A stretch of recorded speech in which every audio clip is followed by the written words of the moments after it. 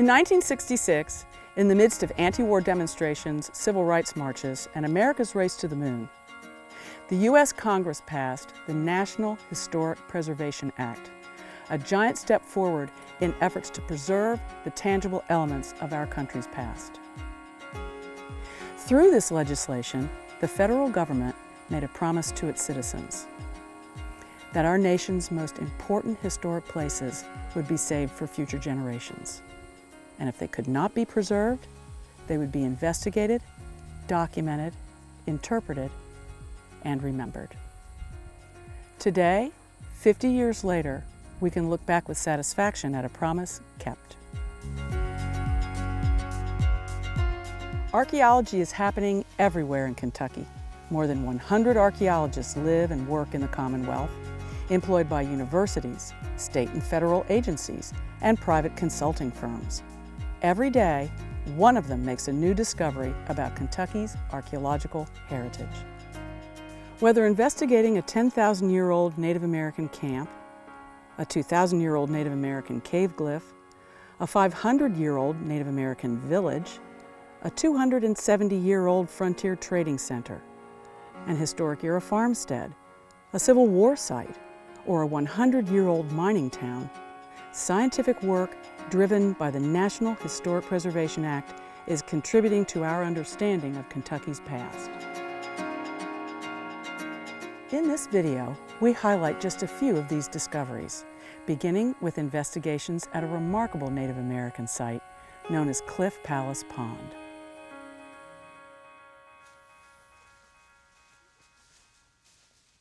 Archaeologist Cecil Eisen is leading a team of scientists to a remote site in Daniel Boone National Forest. He's taking them to a spectacular rock shelter called Cliff Palace. Cliff Palace is one of several rock shelters below the Kena Point Knob Plateau. Archaeological investigations show that American Indians have occupied this area for at least 10,000 years.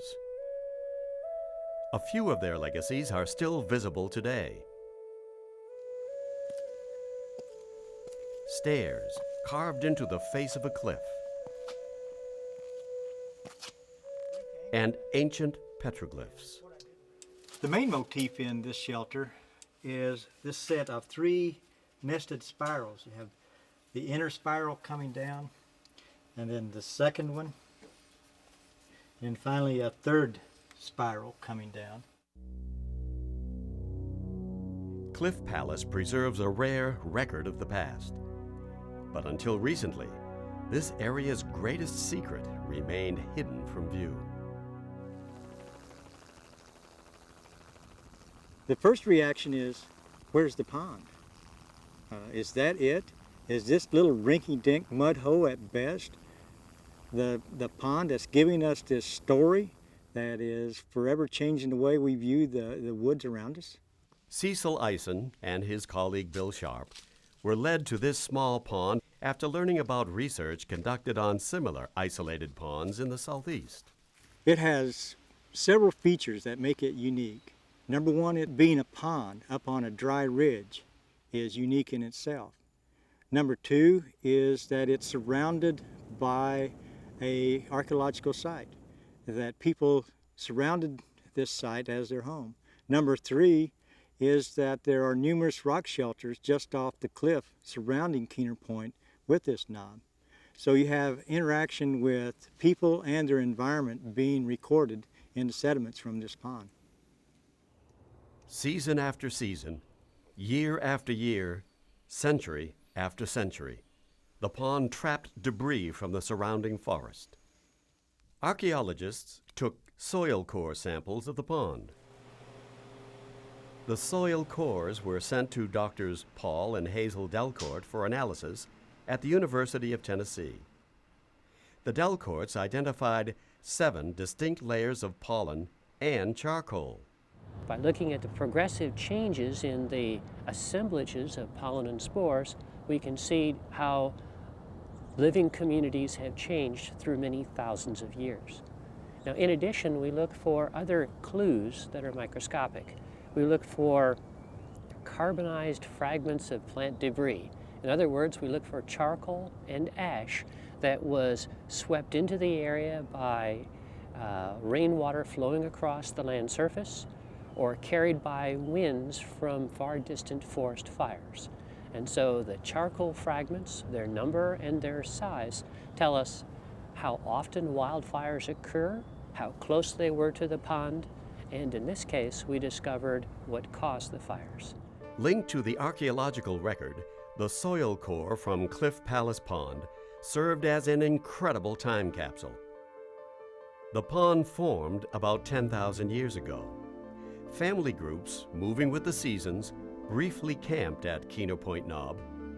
Here they gathered an abundance of plants, nuts, and berries. They also hunted deer, bear, and turkey with an addle-addle, or spear thrower. The soil core shows evidence of sporadic fires. These fires may have been started by the ancient people to drive game or clear brush. Then, almost 5,000 years ago, looper moths began to infest the region's hemlock trees. Dead hemlocks littered the forest floor. They fueled a massive firestorm that turned the forest into ash. American Indians abandoned the area for decades, perhaps centuries.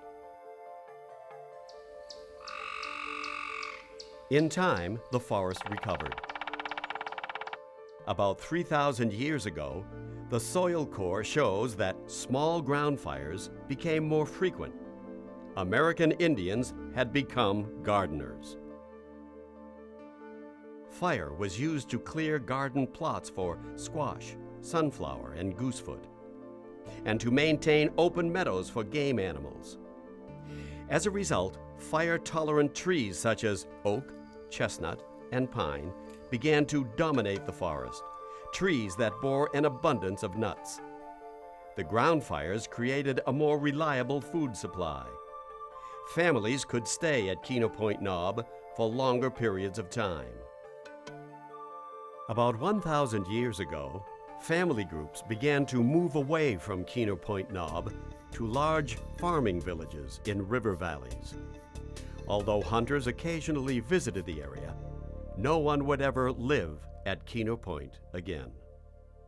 Today, what we consider to be the typical forest of the Appalachians, the Appalachian oak chestnut southern pine forest, is the product of prehistoric management of the landscape that unfolded in a dramatic way just 3,000 years ago.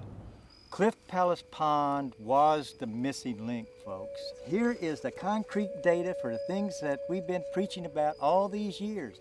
Here is the evidence of fire. Here is the evidence of oaks and hickories and chestnuts coming in. Here is the evidence of agriculture beginning, and they're all tying together.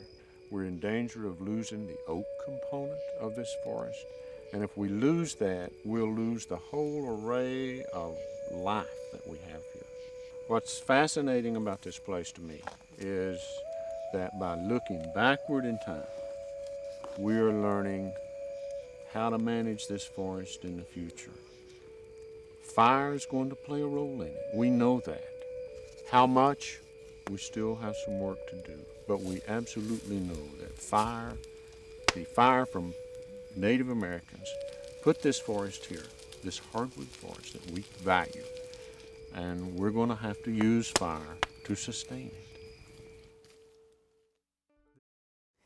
Since passage of the National Historic Preservation Act, archaeologists have learned a great deal about the daily lives of people who once called Kentucky home. This act continues to provide us an opportunity to learn more about our ancestors. The Longworth Gick site shows how Native American hunter-gatherers responded to environmental changes taking place 10,000 years ago. The Grayson and Martin Justice sites show how native gardeners used space inside and outside of their homes 2,000 to 4,500 years ago. The Evans and Amberby sites illustrate the important role that feasting and long-distance trade in ritual objects, such as copper ear spools and ceramic vessels, played in native religious life 2,000 years ago. Gulman, a 400-year-old campsite, reveals the details of native farm life away from large summer villages, lifeways that parallel written accounts of historic Native American winter camps. Tea sets recovered from the John Arnold farmstead show that even on the frontier, Euro-American settlers were linked economically to the wider world.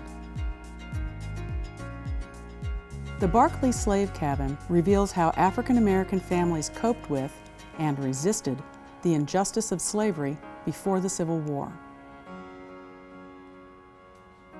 Research in the Russell and Highland Park neighborhoods reveals how local governments dealt with sanitation and the challenges to human health brought on by the rapid growth of urban areas in the late 1800s.